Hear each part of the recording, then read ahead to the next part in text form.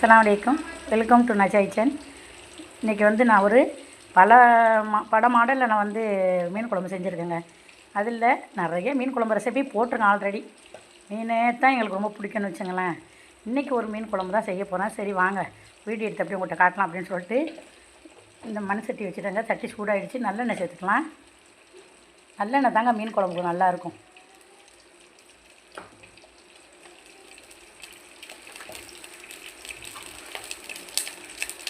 அந்த வெந்தயம் சேர்த்துக்கிறேன். நல்லா சட்டி சூடாகிடுச்சு. கொஞ்சோண்டு நான் கறிவடமும் சுட்டு போடுவாங்க. அப்போ தான் டேஸ்ட்டு சூப்பராக இருக்கும். அதுக்கப்புறம் பார்த்திங்களா, பூண்டு வெங்காயம்லாம் தட்டி வச்சுருக்கேன். சின்ன வெங்காயம்லாம் தண்ணி கை பட்டுடுச்சு. தெருக்கி சட்டி சின்ன வெங்காயம் பூண்டு தட்டி வச்சுருங்க பாருங்கள். அதை நம்ம சேர்த்துக்கலாம். தட்டி இந்த மாதிரி பூண்டு சேர்த்திங்கன்னு வைங்களேன், முழுசாகவும் போடலாம், தட்டியும் சேர்க்கலாம். எப்படி தான் கருவேப்பிலையெல்லாம் அப்படி களி எடுத்து பீசி இது பண்ணுறாங்களோ தெரில. தண்ணி கைப்பட்டதை இப்படி கருவேப்பிலையும் சேர்த்துக்கலாம்.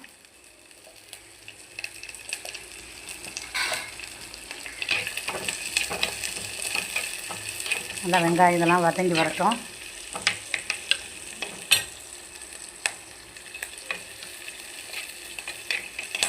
என்ன தான் நம்ம மீன் குழம்பு வந்து என்ன சட்டியில் வச்சாலும், காஸ்ட்லியான சட்டியில் வச்சாலும் சரி, இந்த மாதிரி வந்து மண் சட்டியில் வச்சு சாப்பிடும்போது அது டேஸ்ட்டே வேறு லெவலில் இருக்குங்க. இன்னொரு கத்தும் போட்டுக்கிறேன். இந்த பக்கத்தில் பொரிக்கிறேங்க மீன் மூடி வச்சுருக்கேன் பாருங்கள். எப்படின்னா இந்த மீன் முதக்கண்ட மீன் எங்கள் ஊரில் சொல்லுவோம். சில ஊரில் வந்து கன்னியாகுமரிலாம் சால மீன் அப்படின்னு சொல்கிறாங்க. என்னன்னு எனக்கு தெரியல. அது இது ஒன்றா அப்படின்ட்டு நல்லா கொஞ்சம் வதங்கட்டுங்க. வாசம் தாங்கலை பாருங்கள். இப்படி மணக்குது. பூண்டு சரியான வாசங்க.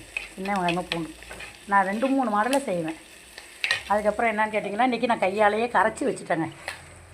எல்லாமே போட்டு குழம்பு தூள், பச்சை மிளகாய், தக்காளி, மஞ்சள் எல்லாமே போட்டு சூப்பராக இந்த